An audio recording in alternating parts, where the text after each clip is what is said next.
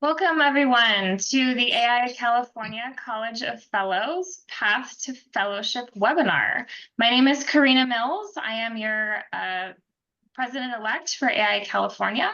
I have the pleasure of introducing our panel today and getting us started with a few housekeeping items. The content portion of this webinar will be 45 minutes and will be followed by a question and answer portion of 30 minutes. For the Q&A, please post your questions in the Q&A portion of the Zoom webinar. To do this, click on the Q&A icon, which is represented on the slide. You will click on the Q&A in your Zoom app window. A Q&A window will pop up. Please keep this window open if you wish to post a question. We will be tracking the questions during the webinar and only provide responses during the Q&A. No questions will be responded during the actual presentation, only after in the Q&A session. One additional note, if a question is posted that you are also interested in having answered, please like the question to promote it, and that will help us prioritize questions if we need to do that at the end. All participants will stay muted during the entire presentation. A recording of the session will be made available on our website, and all participants will receive an email notification once it's posted. And then after the session, we'll send out an email that will include resources discussed during the session, along with contact information for each of the regional representatives. It will be sent an email to the email that you used to register for the session. If you are staying till the end, you will receive an hour and a half of learning units for this webinar. And just a reminder that that can take up to 14 days to post. This webinar is designed to provide an overview of the entire AIA fellowship process to assist you in understanding the materials and submission requirements, whether considering submitting this year or next. The College of Fellows is here to assist AIA members considering seeking fellowship. Hopefully this webinar will be a helpful resource to give insights and answer any questions you may have. So you may be wondering what is AIA fellowship? So fellowship is a membership category honoring individuals for their exceptional work and contributions to architecture and society.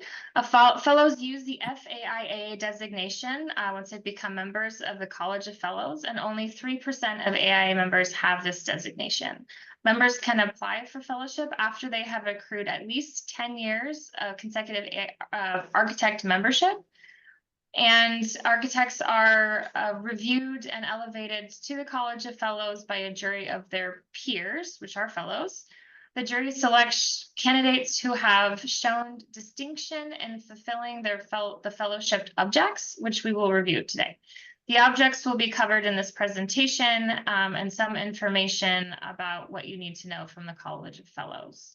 And there was going to be a link dropped in the chat. The College of Fellows was founded in 1952 and is comprised of members of the Institute who are elevated to fellowship by a jury of their peers. We have 4 members known as the College of Fellows Executive Committee, which are shown here. And just an anecdote that these very committed to both the AIA at large and the individuals who are in pursuit of this fellowship. So please do note their contacts. The College of Fellows mission is to share interest amongst fellows, promote AIA's goals and values, advance the profession, mentor young architects, and serve society. For California, there are 4 College of Fellows representatives, 2 Northern and 2 Southern, and they're with us today. And I'm going to pause here to allow them to introduce themselves to you. Hi, my name is Mike Inamoto. I'm the managing partner of Gruen Associates. I've been an architect since 1975, and I received my fellowship in 2007. Thank you, Michael. My name is Robert Woolley. I'm a regional rep for Southern California with Michael. I spent almost my entire career in the public sector, for which I received fellowship.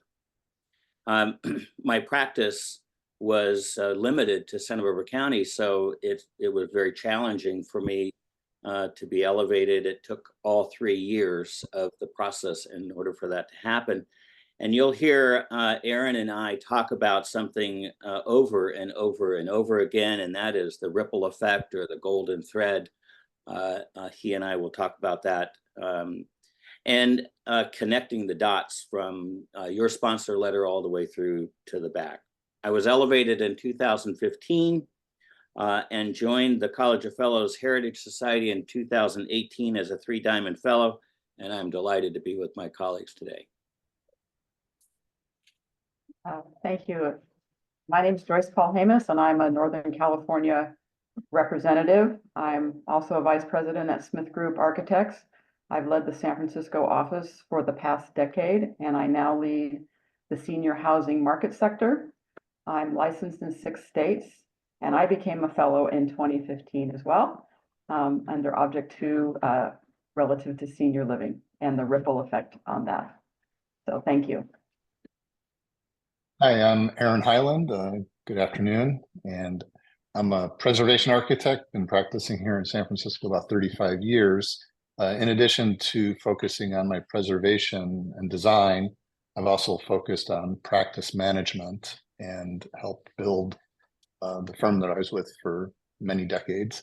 I'm currently consulting in both capacities. I was elevated in 2019, the last in-person one before the pandemic. So I felt very lucky. And my object was Object 2, and that is practice management, but also with a thread of my preservation, more specifically the intangible cultural heritage. So it was a story beyond just the physical impact of the buildings that we restored. Excellent. Thank you so much to all of you for being here today, for all of your contributions to our profession and all that you put forth towards AIA Fellows. I now have the opportunity to turn it over to Mr. Robert Uwe, FAIA, who will review the required steps for fellowship. Thank you, Karina, and hi again, everybody. Aaron and I are going to bounce back and forth a little bit as we walk you through the details of the essential requirements in your submission to fellowship, and we'll start with some broad strokes, and then move on to more specifics. The entire process is challenging. It will require a good deal of your time. It will potentially be emotionally draining for you, depending on how challenging that effort is. You will challenge your career assumptions, and after you put your heart and soul into these 40 pages, it could wind up being a devastating outcome. So if you're prepared for all of that, these are the steps that you're going to complete as you go along. Just in broad strokes, you have to determine if you're eligible. You've got to assemble a crackerjack team. One of the most challenging things you're going to have to do is pick the right object and then map out the strategy for your submission. And remember always that your audience is the jury. You're speaking to the jury. You're not speaking to anybody else. So it is a very unique document to prepare for an audience of 7.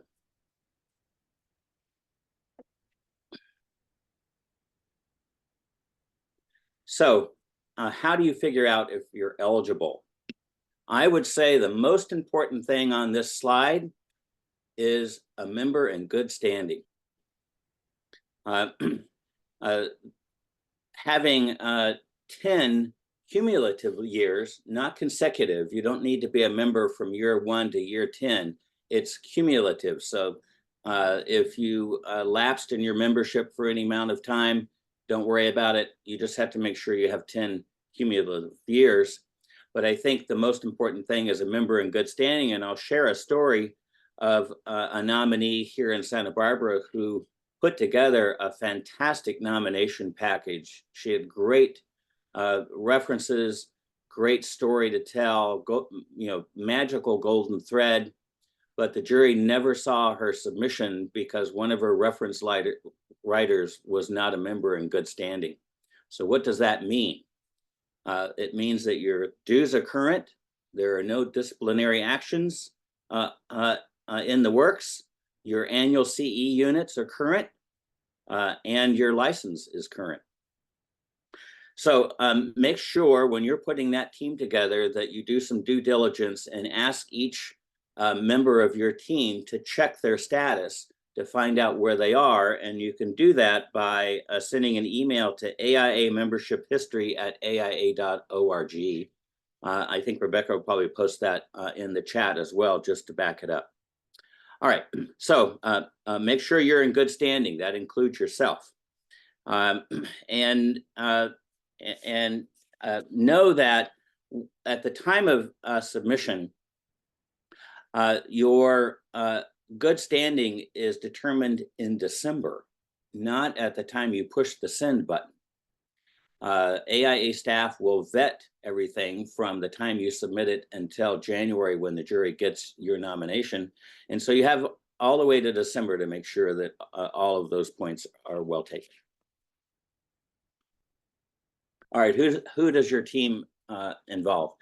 You've got to have a nominator, you've got a sponsor, and reference writers. Generally, the nominator is the chapter that you are assigned to. Even if it's a small chapter, it's the chapter president or secretary who signs that nomination document.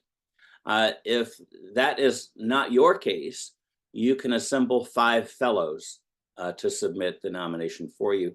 And for the first time in 2025, all of that is online. It used to be a piece of paper you had to get your chapter or nominees to sign, but now it's all electronic.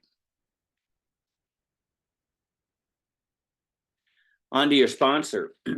This is, I would say, of all of the challenges of this process, picking the sponsor, writing your 35 words, and choosing an object are probably the most difficult things that you will do in this whole effort.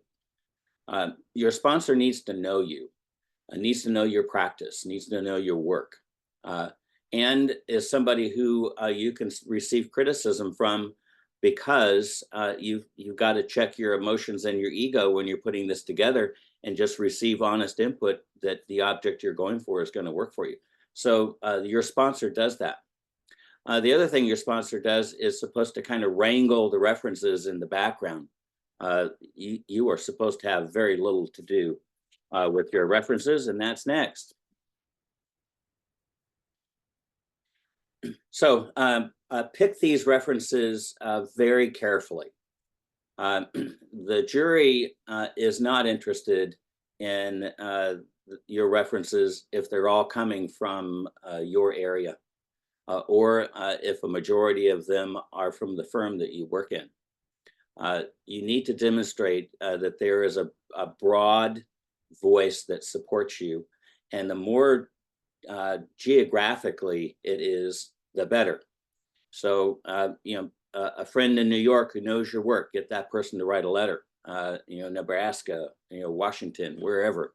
Make sure it's diverse. Also, make sure that they are current and members in good standing, because if they're not, the jury is looking for a reason to keep you in the nomination process, not necessarily kick you out. So it's challenging. So your first year, you get 7 letters. 5 of them must be from architects. Your second year, you can add 3 more letters to that. And the third year, you can add 3 more for a total of 13. We'll talk about the details of some of the letter writing in a few minutes. Now, choosing your object, like I said, is probably one of the most difficult things to do. It is very important that you try and keep your emotions out of picking the object. Architects we know have very healthy egos, and the challenge is that you can't think. Well, you might think that you're the best thing since Frank Gehry, but you need to be really honest about that selection of objects and be as objective as possible. And Aaron's going to take us through those objects now. Thanks, Robert. Yes. So there are 6 objects. Just a few years ago, they added a 6th one. There was 5 previously. And the most important thing is that your object be very narrow. This is not about telling your whole life story about all the great buildings that you worked on and why all your clients like working with you. That is not what this is about. And so you need to, as Robert said, get really kind of be a little more humble, although this document is anything but humble. But instead of thinking about all the great work that you've done, think about the impact that your work and your involvement in other things outside your work has done. And then as you understand that, the objects will make more sense. So there are 6 objects. These are what they're actually called, but I'm going to give you their nicknames because their nicknames have led to a little bit of misunderstandings, and we'll get into each one of them. But object 1 has always been called design. Object 2 is practice. Object 3 is leading the institute.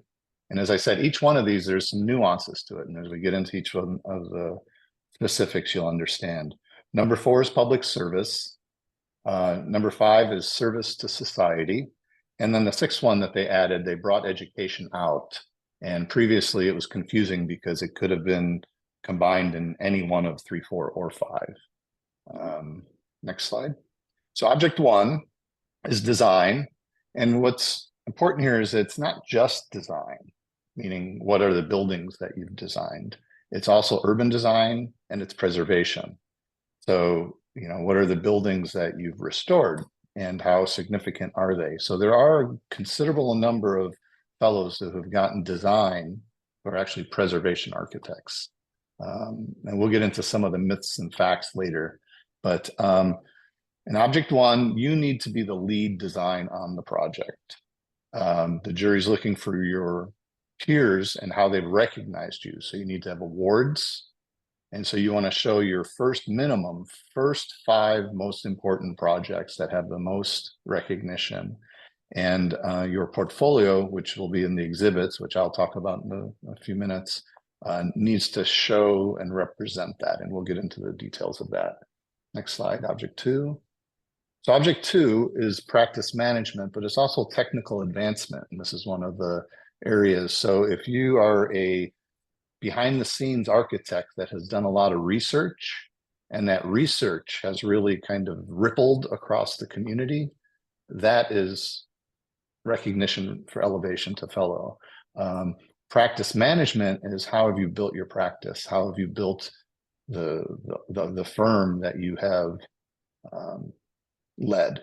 And then also it is looking for how you have taken what you've done in building your firm out to the profession and sharing that with the profession.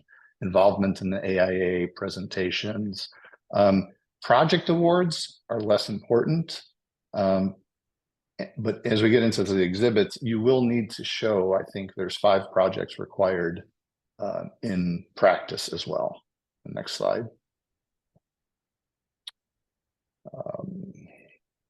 So leading the institute, object 3.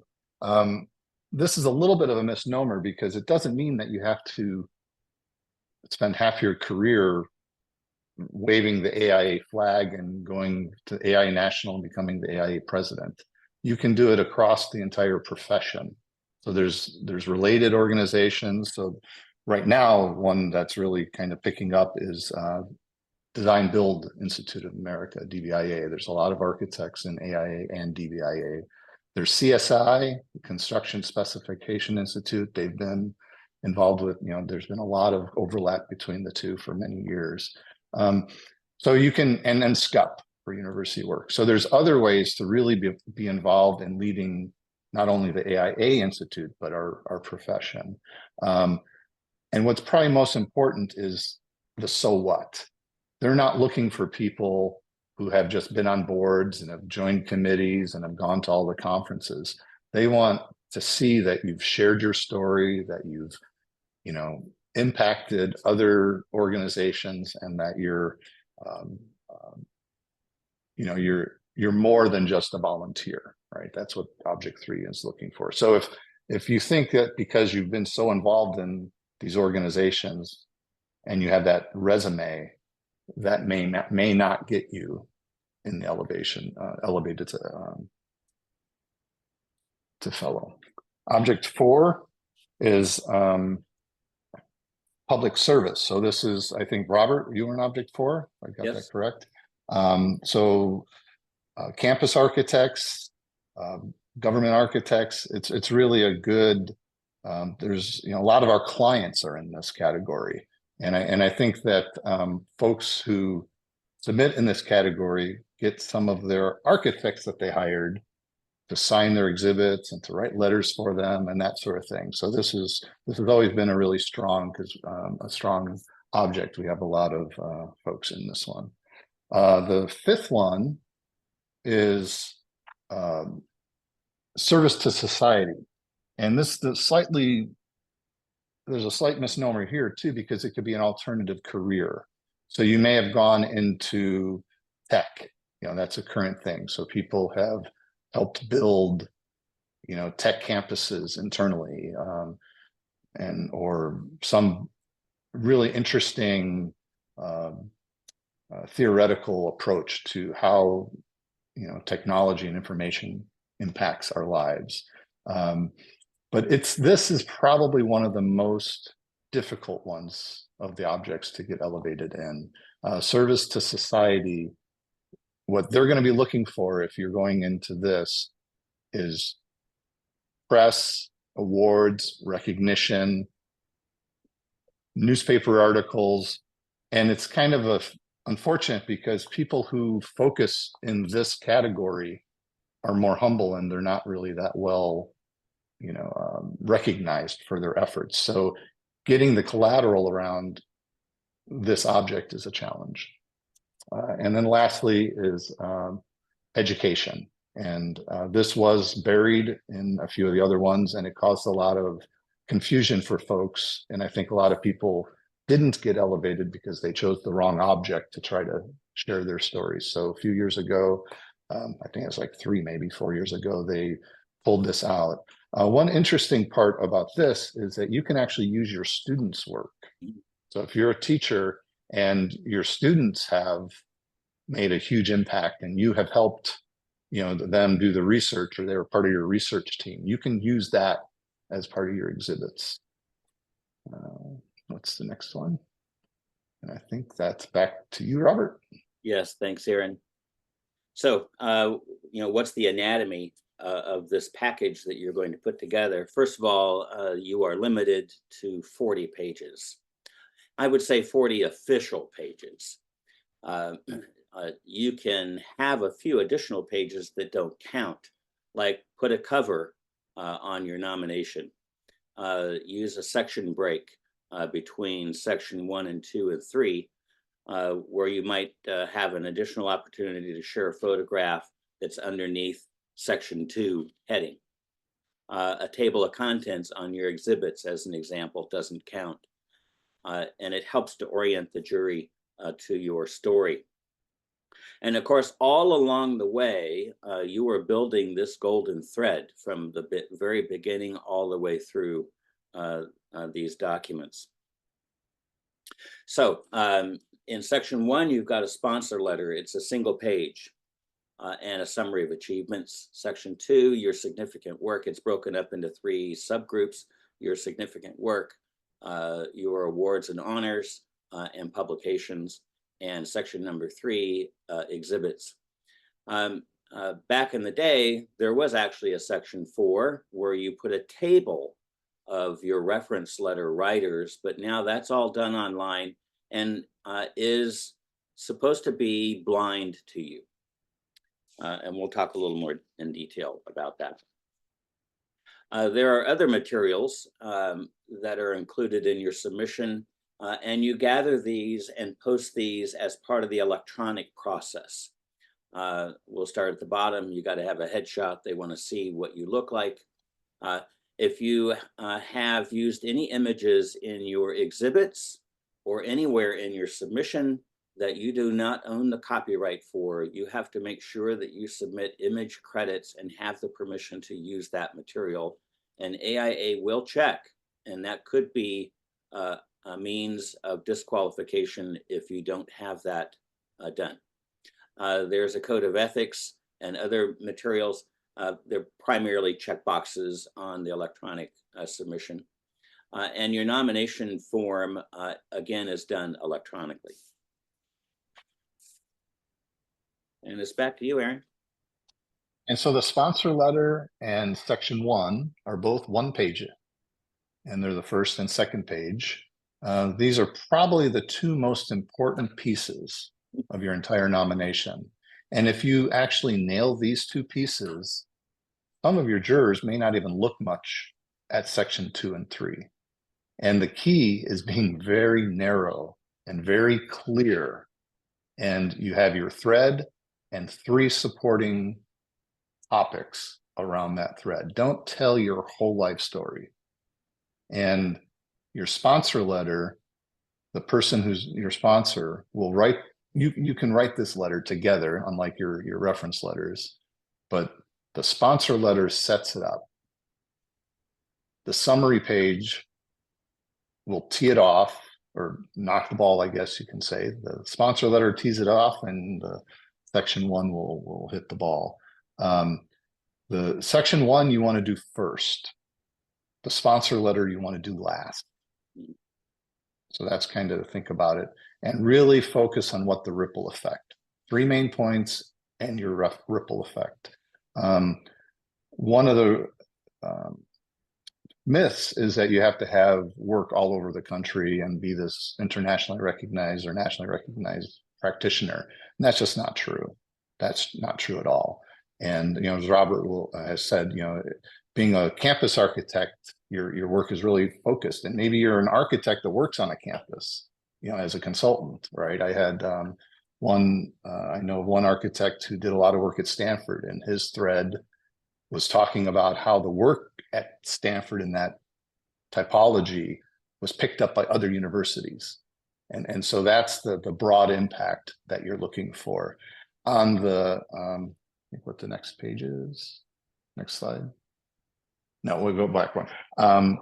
The last thing I wanted to point out on the summary on page section 1 is your summary statement. You're going to have a 35-word summary statement at the top of section 1.0.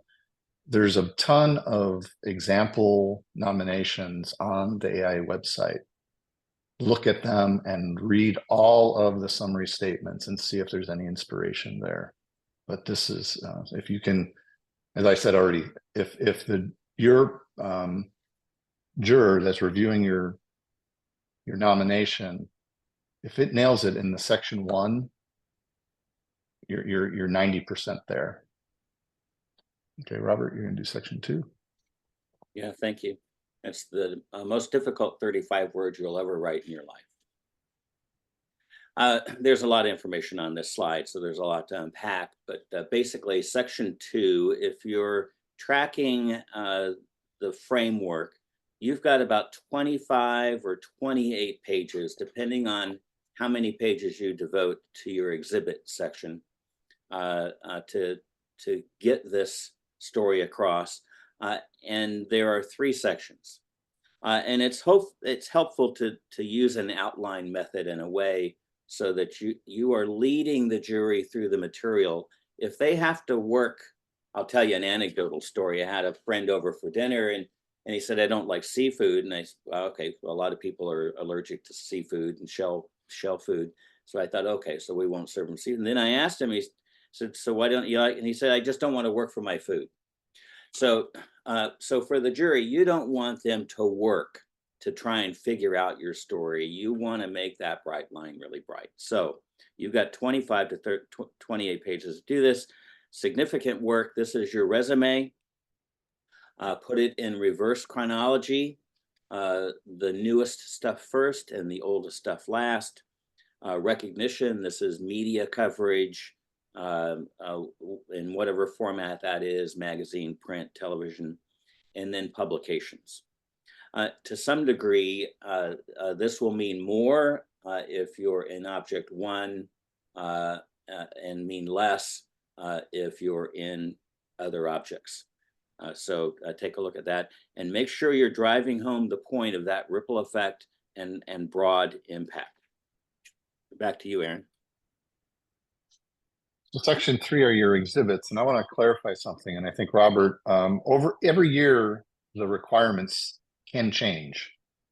So make sure you look at the application and the online and what those requirements are. I believe currently for this year, maybe the last couple of years, your exhibits are 20 pages and section 1 and 2 are 20 pages. And I think they're very specific, and I don't think dividers count. But the point here is make sure you make sure you follow the rules or the what's laid out in the application. It's very clear, and they will disqualify you if you don't follow them. These exhibits, like I said, are 20 pages. If you're in section 1 or object 1 or object 2, you're going to need 5 projects. If you're in object, let's say 5 or service to society, you may have no project work in there. Pictures tell the story. If you're in design, sharing process, design development process, yes, show the pretty pictures. Everyone, is really impressed with the really pretty pictures. But if there's a story to be told and you have diagrams that can support it, use that. And then if you have volunteer work, any kind of press, any kind of, ripple, just, so for mine, some of the things that we did here in San Francisco were picked up in San Antonio and Seattle, and there was all kinds of press that came around that. And so in one of my exhibits, I kind of showed that, and that showed the ripple effect across the geographic reach. What else? I think that's about it, probably. But yeah, 5 projects. And the one thing that they say is that if you're in object 1, you put your projects first. And if you're in the other objects, you put your objects last. I don't know if that's necessary. I think you need to tell the story through the exhibits and build along your thread. Oh, one last thing. The person, you have to actually have every object certified. You need to have someone sign what you state in each object or each exhibit, and they do not want that to be someone within your firm.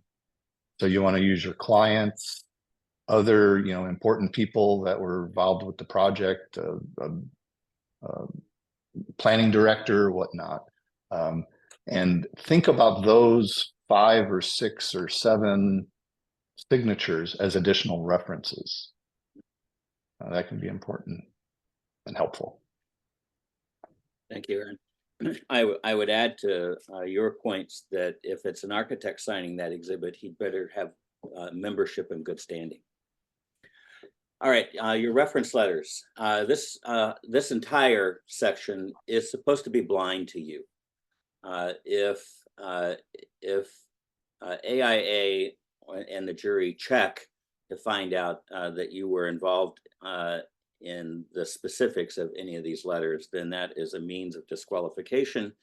However, you can provide them framework.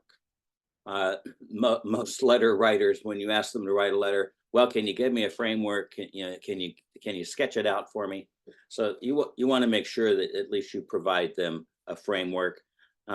Generally, the first paragraph is going to indicate how they know you and how long they've known you. The second and third paragraph is going to highlight the golden thread and possibly point out an exhibit of your work as an example of how you know their work. And then the last paragraph, depending on how much you want to write about it, will be your impact on the profession. And then finally, the last one is reinforcing their support for you. And these are all submitted electronically. You basically provide through your online application the names and email addresses of your references, and then the College of Fellows reaches out and gets them the letters submitted electronically, and your hands are off. Your sponsor can be involved, but your hands are off. Aaron's back to Joyce. Back to you. Thanks, Robert. I'm going to talk about the year eligibility. It is a 3-year potential process. You submit a first year, a second year, or a third year application. And the big impact is, depending on which year, it impacts your number of reference letters that you include. Again, starting with 7 and then adding 3 for the second year and another 3 for the third year. So total possible of 13 letters. If you take a cycle off, you revert back to the first year status. And I think that's one of the questions in the Q&A. So if you took a year off, you go back. Otherwise, the second and third year submissions only apply when you're consecutive cycles, if you're applying consecutively. And after the third year, if you're not elevated, then you are not eligible for the next cycle, but you start all over again with cycle 1 the following year, and as resubmit as a first year candidate. I should note that the jury expects to see a response to the previous comments in the second and third year portfolios that you submit if you're submitting for the second or third year. So allow time for that. It takes a lot of editing to make sure you respond to the comments. And the only antidote I would say is if you don't get selected the first year or the second year or in the third year, don't get discouraged. I know it's a ton of work, but the process helps you hone and find your thread.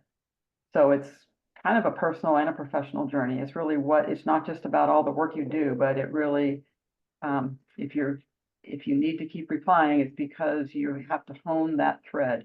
And so the more you focus on that, the more you own it and the more you get to celebrate it. So don't get discouraged. So in summary, being clear and precise and concise in your presentation. It could be good for some people to hire an editor just to help make sure that you're concise. It needs to be in your words and it's your story. So it's not a marketing person or a PR firm, but it's someone that can help you stay concise and to the point. The strong sponsor, specific references, and again, the summary statement, those 35 words are the most challenging part. Narrowing your golden thread to one object. And it's not your entire career, just one path. And often when I'm talking to people submitting, they keep talking about all these other things that they did that are tangents to it. And it's like they're great, they were great things, but they're not sticking with your thread. So it's really takes a lot of diligence. Focus on your achievements and the results, the impact, and the influence on the profession. That on. So now you have your nomination together, all 40 pages. And it's interesting because someone told me once, actually my sponsor, said at this point, if you're not completely embarrassed and wouldn't want anyone to read this because it tells everyone that you've changed the world, you haven't done enough in your nomination. And it's kind of counter because none of us are sole and fountainheads, right? We work in teams, and it's hard for us to take credit when we know it was a bigger effort than just us. But these are your 40 pages telling how you've changed the world. And you're going to hand that off to one person in the jury. So the next slide. So the jury is comprised of 7 members. And I'm sorry, go back to the last slide, my mistake. The jury has 7 members, and they get about 300 to 400, maybe, 100 and, I don't know, they get about 30 to 40 applications per juror, depending on how many were submitted that year.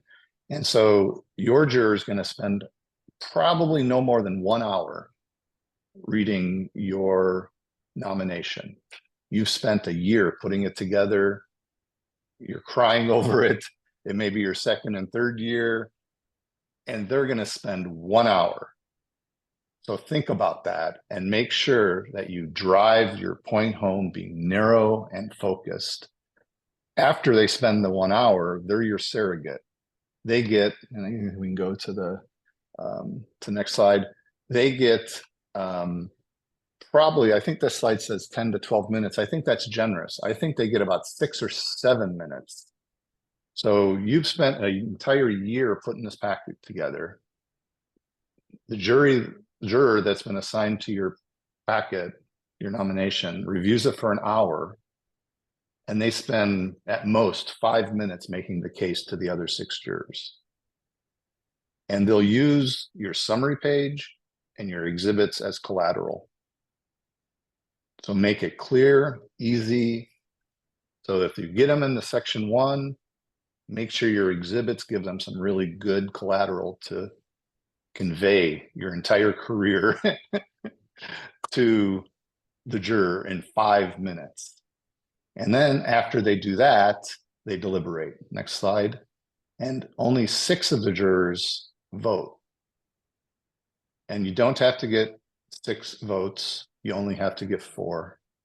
And if you're split 3 and 3, they put your nomination to the end and they come back to it. So that's it. At the end of this long, arduous process, it all comes down to about 10 minutes, maybe. Extraordinary, isn't it? You spend 900 hours putting something together, and they only see it for 5 minutes. So just to reinforce these points, that sponsor letter needs to be crisp. The jury is going to look for consistency. They're going to look for the beginning of that thread in the sponsor letter, and then they're going to look through it all the way through to the end. And it's that surrogate member of the jury who's making your case. The jury member who reviews you is not going to be from the West Coast. They're going to be from the East Coast or the North or the South. They tend to distribute the nominations across the other sectors so that there's no bias. Again, make sure you've got that golden thread. It needs to be really bright. So they're looking for published work. They're looking for awards. The more broad the award recognition, the better. Not just from your local chapter, but from state organizations or national organizations, or even other organizations. It doesn't need to be AIA necessarily. They're looking for your impact. Depending on what object you're in. So remember, object 1 is design, 2 is innovation and firm, 3 is led the institute, object 4 is public sector, object 5 is alternative service, AKA citizen architect kind of things, and last is education. So depending on which one you're in will depend on how much effort you have to put toward each one of these parts. So again, publications, awards, not necessarily requests to speak, but that you spoke. And then serving on juries, not necessarily that. It's kind of like the Oscars, right? You were nominated 14 times, but never actually won the award, right? So you actually want to be serving on juries is going to be a stronger thing. Leading seminars, writing publications, articles, etc. All of these will contribute and support your underlying experience. So as an example, these points are best fit object 3, led the institute. And it isn't necessarily important that you held a national office. It's that you were involved at a national level, either on a committee or a jury, or supporting the organization in that way, that you wrote articles, that you led conference sessions, etc. All of those are important. And Aaron, it's back to you.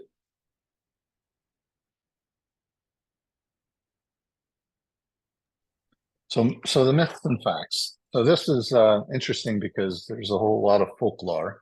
I think the biggest one is that everyone thinks that the 5-letter reference letters have to be fellows. Quite frankly, you need the best reference letters to can support your thread. And if they're fellows, it's even better, but they don't have to be. The reference letters should only be AIA members. No, you need 5, and it's actually better if you have 2 client letters who are not in the profession, or a planning director, or someone from a urban design, or someone outside of our profession. So you don't have to have 7 AIA members. You definitely, for first year submissions, you do have to have 5, but the other 2, it's probably better to have someone outside the profession. Joyce touched on this, but the second and third years, you get 3 additional ones. Those do not have to be AIA. You still only need to have 5 that have AIA memberships. And they do allow you to change letters, or at least currently they did. At some point they didn't, but in your second and third submission, you can go back and revise some of your previous letters. Strategies. So again, make sure your nomination is clear and concise. Make sure it's coordinated. Have your reference letters only focus on a couple points. You don't want to have every single reference letter talking about your entire submission. Have 2 or 3 third-party reviewers. There are a couple resources available, which I think Joyce will get to in a second. But having someone actually help you review your nomination and read it for clarity and understanding is really important. Maybe 2 or 3 people. And do this early. It takes, I would say, at least 9 months to really do this right. You can compress it into 6 months, but that's about the minimum. So if you haven't started this year for this next cycle, I would say you're not ready to submit in October. And then the last slide, and then the facts. The fellows in your chapter, we are supportive. We're supportive. We want to get as much broad representation in the College of Fellows as we can. Same with AIA California Council. Well, AIA California. And not all nominees are elevated. It's just a fact. So it does, I don't know what, there's no quota. So it's either you're elevated or you're not based on the vote.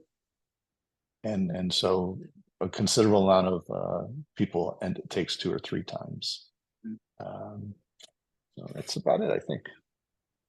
Next slide. Yeah, it's Joyce. Thanks, Aaron. I'm going to go through some of the resources that Aaron mentioned.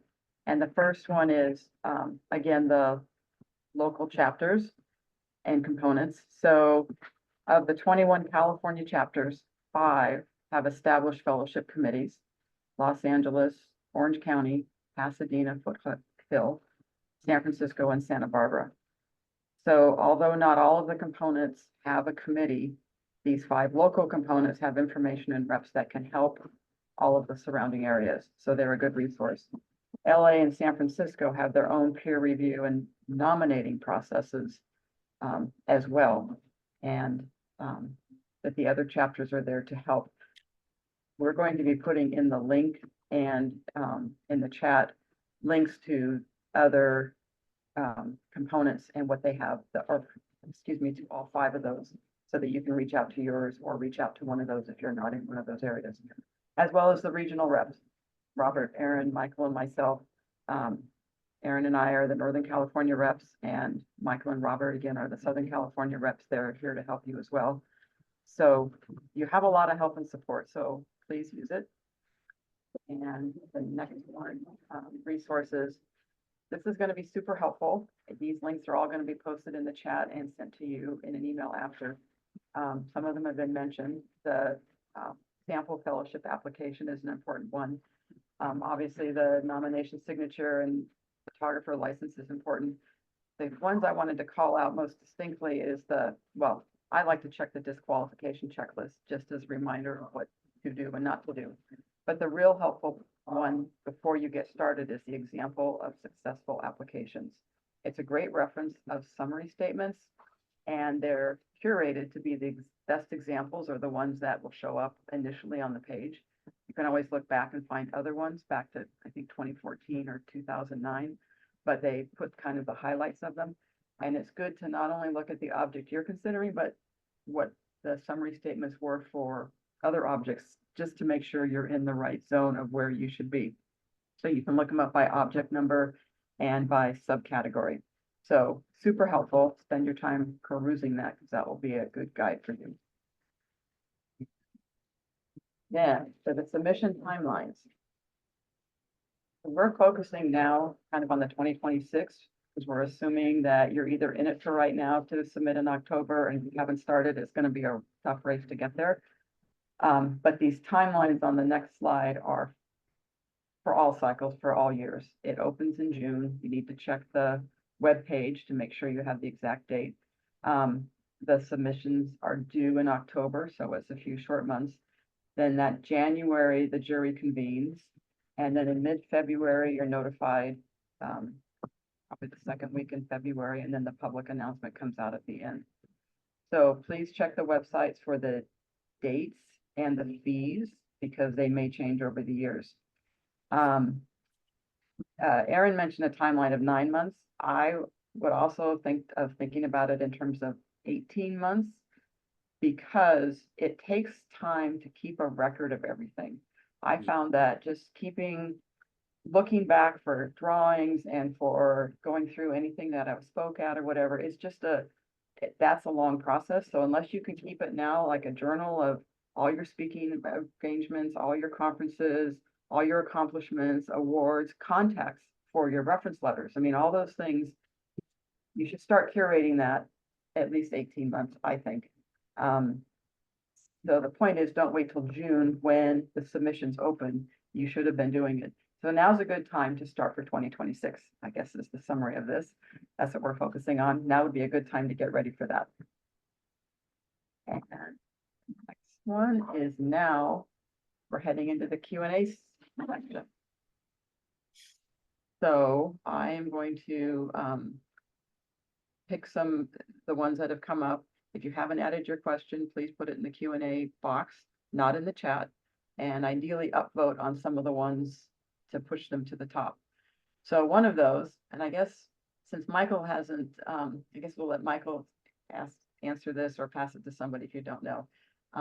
The question is, if you're a long-standing and in good standing AIA member for many consecutive years, but any given years had below the required learning units, but your dues were always paid, does that have a negative impact? So I guess if you were behind on your CEUs in a particular years. I believe at the time of submission, you have to have all your learning units in place. And if you didn't, I would echo that. They're not looking at all of your cumulative years and whether or not you were in good standing or not in any of those years. It's the year that you submit. Good standing by the December of that year.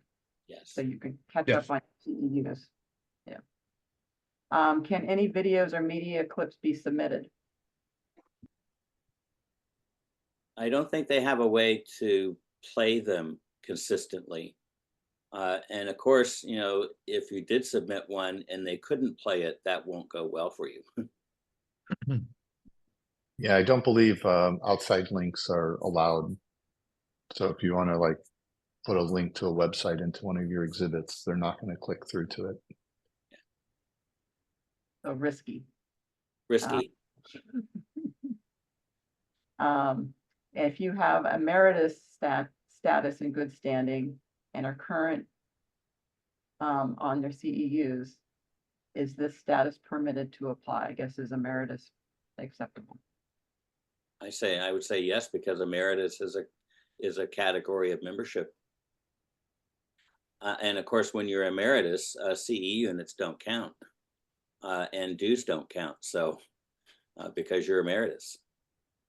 That's a great question. We haven't had that one before. And do any of you know the average number of submissions in any given year? That's a very good question. I was going to email Myrna and ask her that earlier today. I think they're My between guess would be 150 and 300. Yeah, my guess would be just looking at the stats over the years, it's roughly about 300, 290 to 315-ish, somewhere in that neighborhood. And maybe 50, I think at the most 100 were elevated one year, but generally it's like 50 or 60 or somewhere in that number. Does that ring true for any of the other fellows? My year actually had 140 elevated, which was a very high year. Very Yeah. high, yeah. Yeah, I kind of agree with Robert. It's right around 250 are submitted each year, in about 40 to 50% get elevated of that in one way or another. Okay. Many of this person's reference letters are from retired FAIAs. Is that a problem? And what do they do for letterhead? Want to take that, Michael? I don't know the answer to that. So they can be letter reference writers. If they're retired and don't have a company logo, they can put it on their own personal letter. They can just put their title and address on the letter. The one thing I was going to say is make sure that if you're resubmitting, that if you have a previous letter writer, you do have to go back and make sure that they're still alive. Yeah. We've had people who've been disqualified because they had submitted a letter writer, and in a follow-up, and they were told that in their comments, and in the follow-up, they didn't update that letter, and it actually led to a disqualification. It's because really the mix of letters can change from year to year. Online, you indicate which reference writer you want to include in section 4. So you can ask them to resubmit a new letter. You can put in a new reference from year 1 to 2 to 3. But it's in terms of letterhead, I don't think the jury is looking for somebody with letterhead. It just has to be a valid person. If it's an architect, needs to be in good standing. An AIA member, good standing. I do think the current instructions say if they're with a firm, they want it on the firm letterhead. That's correct. Or if like an institution like Santa Barbara. Yeah. If you're writing in the voice of that entity, then it needs to be on their letterhead. A question from the Fellows Committee Staff Liaison. How does the new process for nomination signatures work? I think that's on the form. It's electronic. So I believe I didn't go through the application process online, but it's electronic. So you're going to give the name of the email to the secretary of the chapter or the president, and they're going to email that and then get it acknowledged. Yeah, if you're talking about the nomination from the chapter, yes, that's how it's an electronic process. If the question is also about the signatures within your actual nomination, you actually have to have a physical PDF signature on the PDF that you submit for your exhibits. Yeah. But I think afterwards they ask you to submit one. Once you get elevated, they ask you to submit it without signatures so that they don't publish the signatures. You got to redact the personal information. Yeah. Question. Is there a good way to find an experienced consultant to guide the process and review the package? The few that this person had been referred to in the Bay Area have retired. Any new recommendations? It's challenging. It is challenging, and there's a large conversation within the college about whether one needs to actually or ought to need to hire a writer and a graphic designer. But I would say if you're not a good graphic designer, make sure you hire a good graphic designer or have someone within your firm who does that work.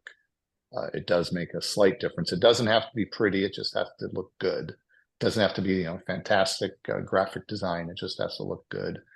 And you should have someone edit it. So if you have a marketing person that writes well within your organization, that's great.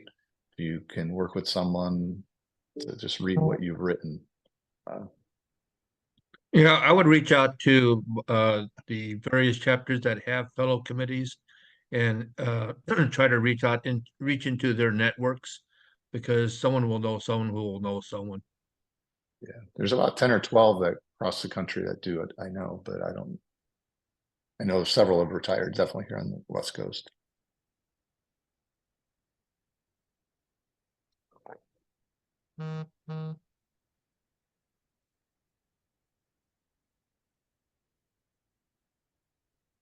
Okay, sorry.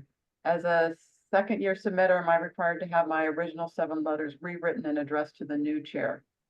No, No. they're already on file. If you, these keep bouncing up around, are the jurors aware of how many years you've submitted? Yes. And they're looking And for they look and they're looking for you to respond to the comments of the jury exactly. with them. That is a disqualification. If you submit the same thing and it hasn't been responsive, they won't review it.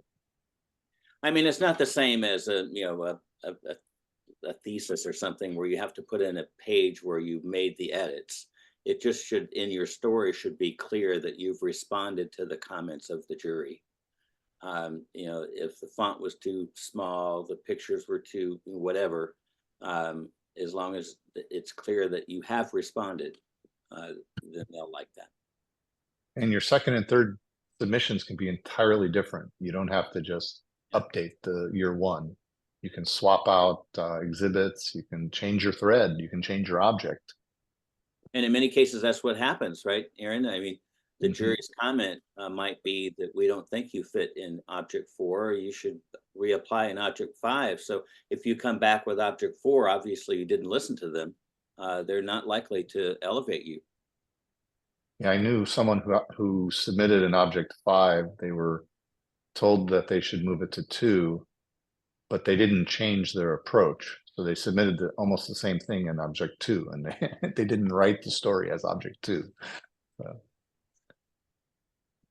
Another question, along with a nomination from a local AIA chapter, does a sponsor have to be an AIA member?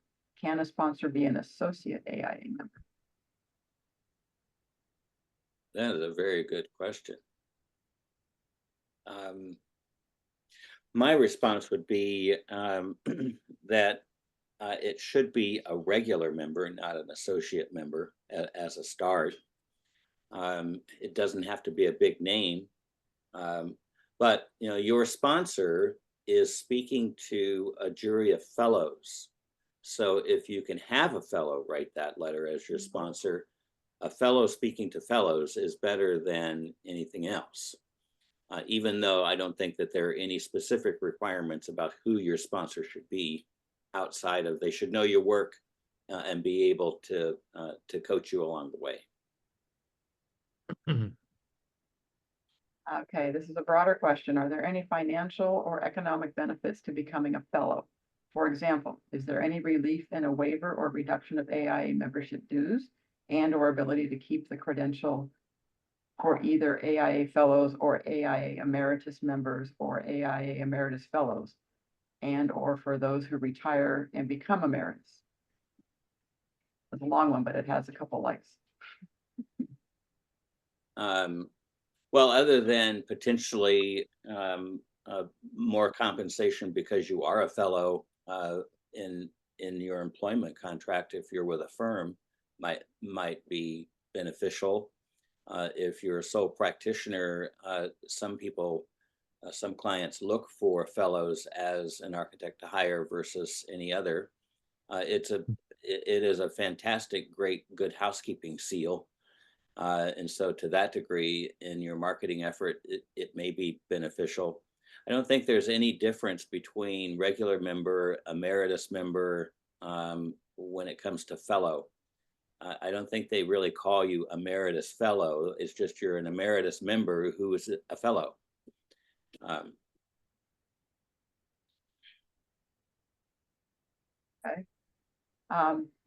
Someone who's very appreciative of the informative presentation, but has a question.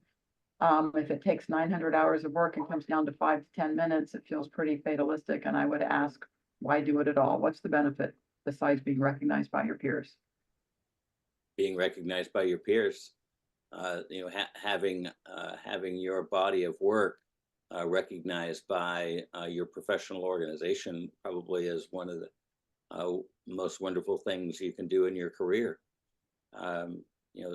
Because we are all architects. To have your peers recognize you in that way, I think is very nice, very rewarding. I do not know of a single fellow that I've talked to who said it wasn't worth it. They've all said it was worth it. They all said it was really tough, but they've all said it's worth it. Yeah, I would add that we certainly didn't intend that comment or that point to be fatalistic. It's just like an RFP. If you want to get that project, don't be going on and on and on about it. I mean, Robert, you went through millions of RFP responses, and they put them in a category: yes, no, very quickly, and maybe. So it's really about understanding what the process is, how to tell your story in a very compelling and succinct way, and not being caught about your entire story, being very specific.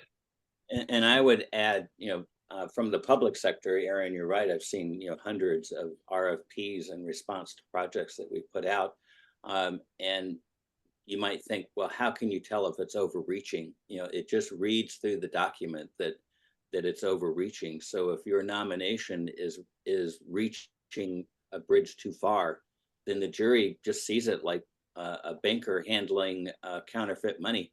They train to handle real money. So when the counterfeit comes across the counter, they know it immediately. So you just have to be clear and honest and succinct about it, and not try and overreach, because they'll see it immediately, and then you go in the no column.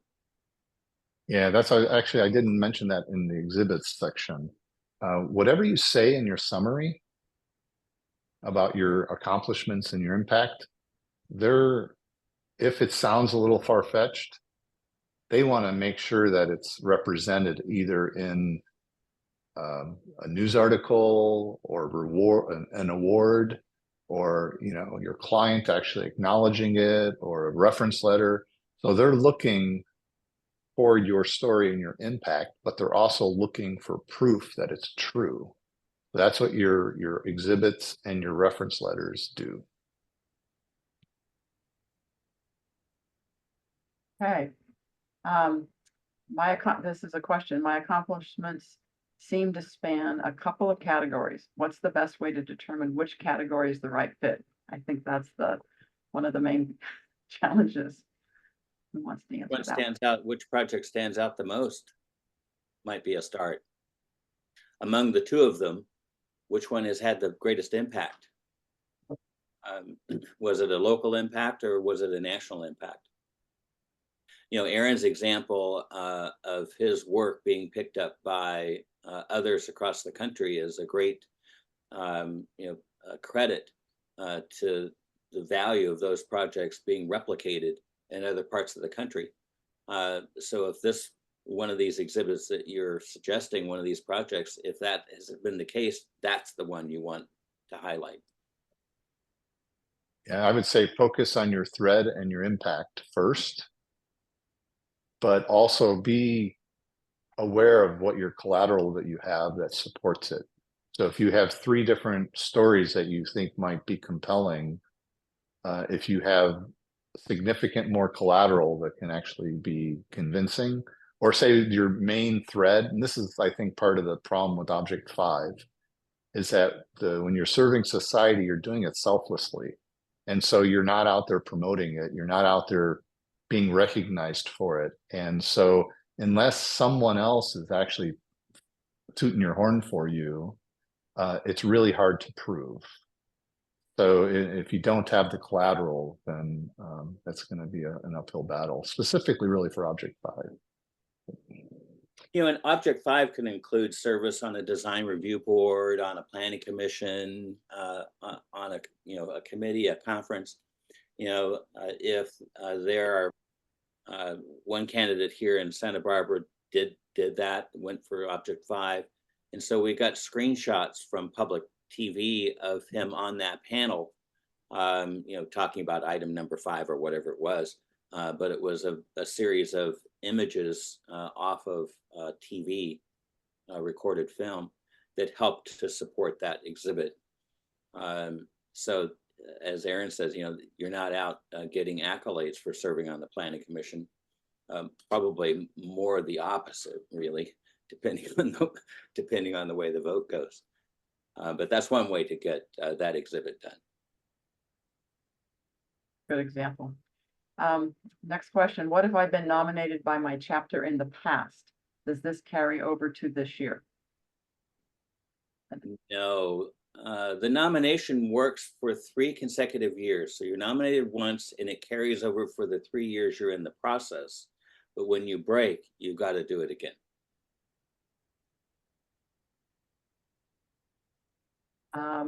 This is a question confirming being a primary firm architect that primarily focused on California public works education primarily for approximately 40 years fits the bill for Object 4.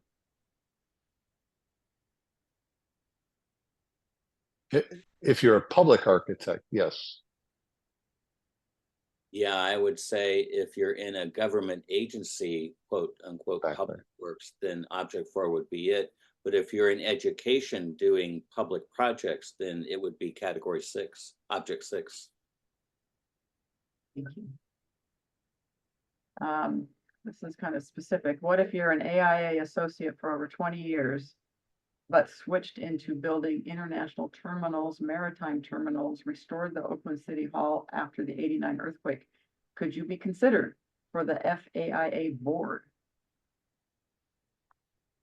I'm just going to take a leap that I think they really mean, are they eligible for fellowship? I think we would have to check to see if there are restrictions from associate members submitting for fellowship. I've never seen an associate member submit for fellowship, but there's no age range. I mean, if you're 20 and you have a great story and you can demonstrate that golden thread, there isn't any reason why you shouldn't be nominated if you have a body of work that supports it at 20. So I'm not quite sure where it stands as an associate member. They're assigned. You do have to be an AIA member. Yeah. For a cumulative of 10 years, right? It's unlicensed. Associate is unlicensed. Yeah. So there's the distinction. You need to be licensed. Okay, this one, like your help, because my name is in here. This person was nominated by the chapter and is planning on submitting in 2025. However, Joyce said that 2026 might be more realistic. Is there a time limit on the nomination? I think 2025 means 2026 for the fellowship, but yeah, so clarify. If you work really hard and this is the only thing you do between now and October, it is possible for you to get your nomination done. One candidate here in Santa Barbara didn't start until she submitted in June. She got it all done by October and submitted it and was elevated in the first round. So it is possible, but she stopped practicing and this is the only thing that she did. So it is possible, but it's more likely and more realistic that you start now and you get your material together and you spend the next 16 months or so to submit in October of 2025. Yeah, the cycle here in San Francisco chapter, there's three review submissions. And so if you start in January or even June, what they want to see is kind of your thread and summary page in the first submission, which is July. The second submission, they really want to see a pretty full 90% packet. And I think if you aren't there and they don't think you're going to be able to pull it off in another month, then they'll ask you just to wait out. They'll just ask you to wait to next year. And then the third review happens in mid-September, and that should be the 99% done, so that they're just checking for final punctuation, let's just say. So it's highly unlikely, if you haven't started by now, that you're going to make it for October. I would agree with that, because San Francisco and Los Angeles have a very particular nominating vetting process. If you want the chapter's support on that nomination document, then you go through that process. Other chapters don't have the same level of scrutiny. So it depends on your assigned chapter. And I think I saw in the chat that San Diego said they've got a fellowship committee, so we ought to add them to that slide. Does work outside the states count? I would say yes, because I had some international in my submittal. Global work is fantastic. Yeah. Someone else says, I'd like to submit for category 1 design. However, I only have one at the California state level awards. Do I need national awards, or will press at the national level be sufficient, such as Fast Company, Wall Street Journal, etc.?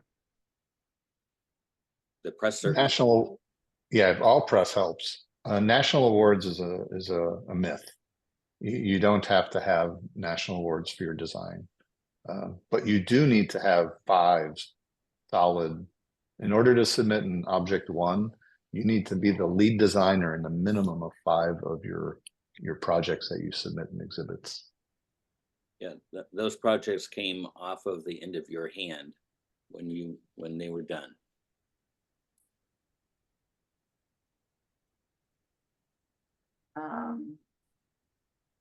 Please confirm that you can be elevated in the first year without any further input. The answer is yes. Yes. Can you verify again the definition of good standing as it relates to CEUs? Is the CEU verification only for the year of submission, or does it go back in time for 10 years? It's only the year of submission. Yeah, if you're behind in your CEs and they send you a letter, which I've received over the years, and I think they send them out occasionally. I don't think they send them to everybody. You just have to get caught up. Yeah. Once you're caught up, you're in good standing, and that's it. Who is the presenter in the jury discussion? Aaron. There's 7 jurors, and they divide the nominations amongst them. They each review 35 or 40. And the juror that has been assigned to review your nomination, they spend about an hour on it. They are the ones that present you. And they may vote, they may not vote for you. Or they may be a voting member on your submission, or they may not be. Yeah, they won't be from your region, though. If they're from your region, they won't be, yeah. Oh, no, you're right. They will not be reviewing your from your region. And they don't allow them to vote either. They won't review it, and they don't vote on yours. That's correct. Yeah, one juror sets out. Next question. How is authorship as one of many contributing authors to a technical ebook publication considered? The part that you wrote. Yeah. You can recognize that it was a group effort. You know, we worked on a Pathways to Leadership or something. AIA published it, and there was about 15 of us on that document that authored it, quote unquote, and each of the fun fellows that I know used it as their in their submission, and just credited the a candidate other authors. Worked on the architectural graphic standards book and did the parking section in, I think, version 7 or something like that. And so that was his exhibit, and he got it signed by the publisher. And everybody uses that book. It's like the Bible to everybody. Well, at least in paper mode anyway. I think it's all digital now. When it was books. Yeah. Okay, next question. Are international associate AIA members, meaning members recognized licensure in other countries, eligible for elevation to fellowship? Yes.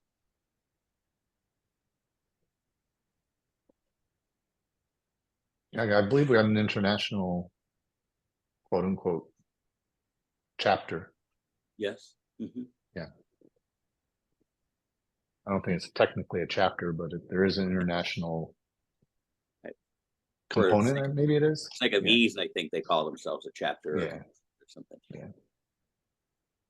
Representing all of Europe, of course.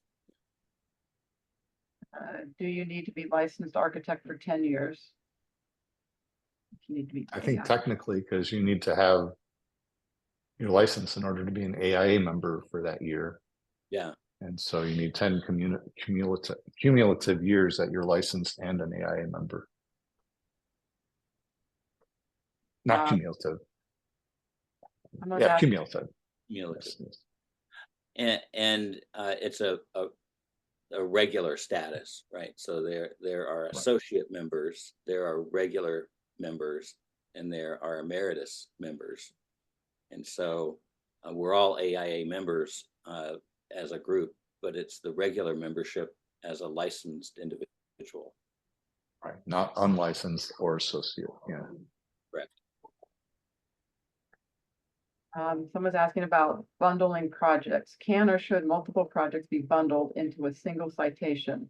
Example, let's say you've done several health wellness centers and want to cite 2 for their specific and unique attributes. Does that make sense? I would say yes.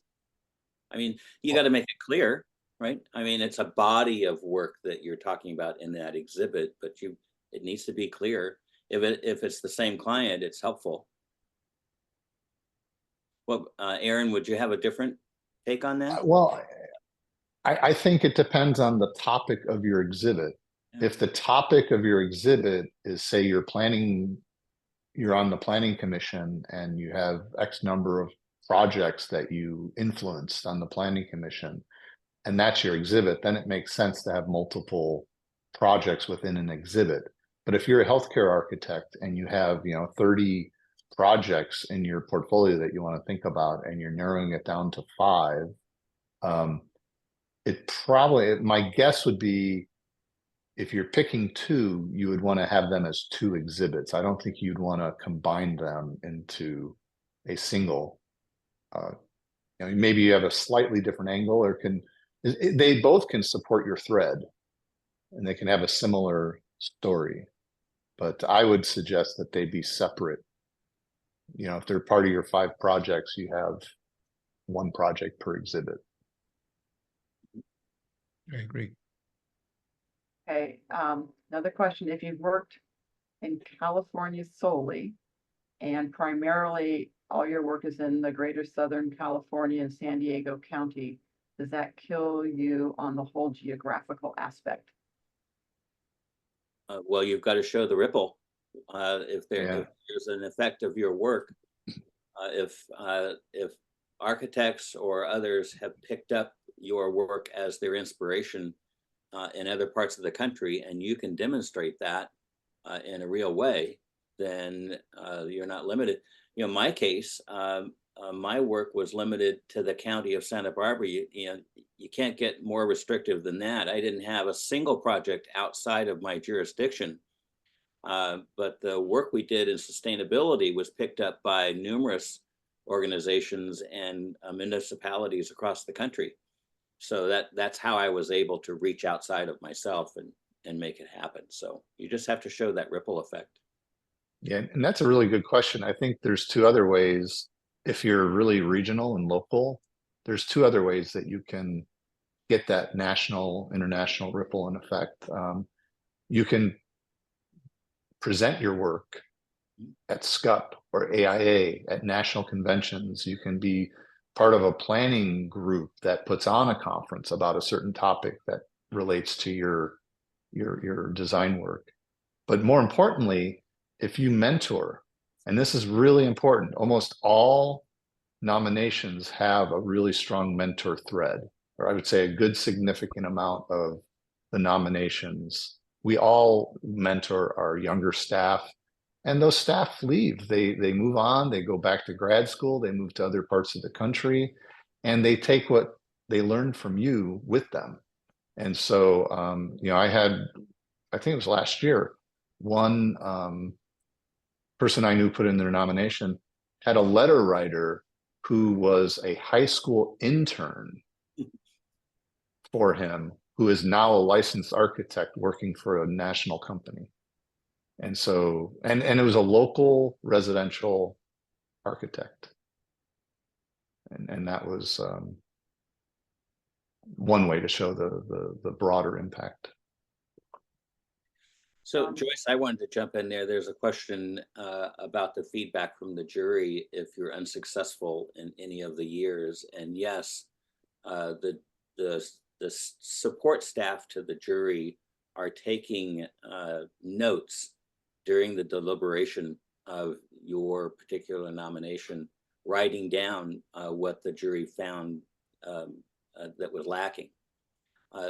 They will have a post-op with you. The staff will have a post-op with you that goes over the comments the jury made about your submission. And that's where you're going to understand how successful or not, in this case, it was to the jury. And then the following jury, because these juries, I think they're on for 3 years.